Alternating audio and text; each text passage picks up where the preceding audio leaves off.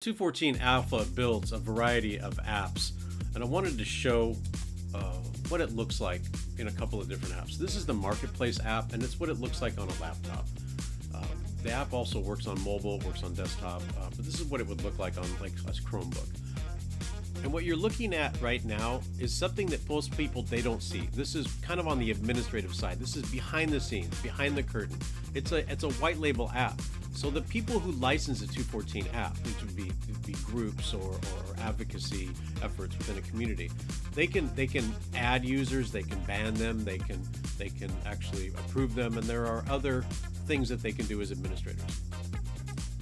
So there are other functions that are built in. Categories, you can actually add and remove categories. I'll show you that in a second. There's sales analytics, orders analytics, polls, which is voting, built right in. So you can ask the community, what they would like to have done.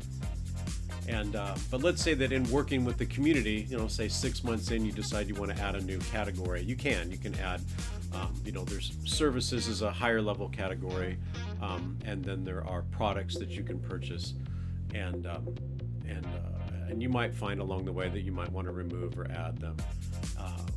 For those who want to add workforce development, like job creation, there's a help wanted section, and it goes right here. And so we usually call it help wanted. But again, some communities call it a workforce thing. And it could be like, I want to hire a babysitter, or I need someone to build a fence, or I need to hire a business mentor, or I need assistance, that kind of thing. And so what's additionally built into this is what we call escrow. So you might have an agreement that says, yes, I would like to hire this person to build a fence. I'll pay 50% up front, and then at 50% completion, when both parties agree that progress is being made and we're both satisfied, then an additional 25% is released, and then the final 25% of the payment is released when both parties agree to it.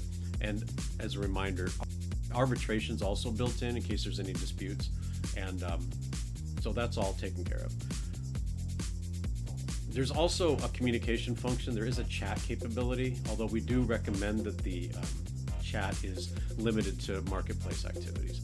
So not a social thing. There's no shortage of social platforms. So people can correspond, and then if there's queries about a particular marketplace listing, that's built right in.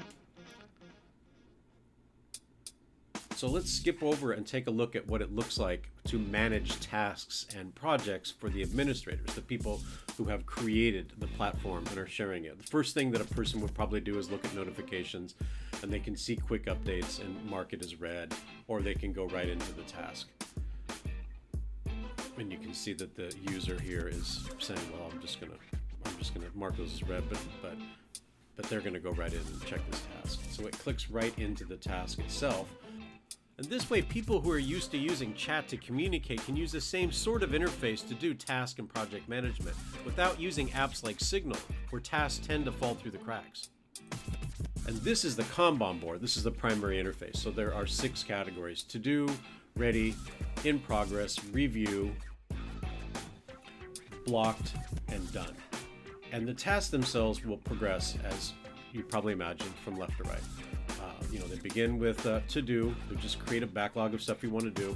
When the task has been defined and it's ready to go, it goes into ready. When somebody chooses it and says, I'm started, it goes into in progress. When they're done and they need someone to review, it goes to review. And normally it goes to done, but sometimes it goes into block if there's blockers. And so this person is dragging the task from in progress to done. It automatically updates. And likewise, they'll take one from to do and they'll move it in progress. And that way, the whole team can see the current status of what's going on. And they can update, provide status update. Again, it's a way of getting people out of chat and into the proper context so things stop slipping through the cracks. So I do want to show something a lot of people overlook. It's a dashboard, and it's important for people to understand the team's capacity, about how many tasks is the team able to do per, say, week. And that is what's called a velocity. And what people often do is once they get going, they don't realize that they overcommit and under-deliver because they've bitten off more than they can chew. So in this way, once you get the team operating at a certain a certain cadence, a certain velocity, they begin to realize that they can get about so many tasks done per week. And so as they start accumulating, they can focus resources appropriately.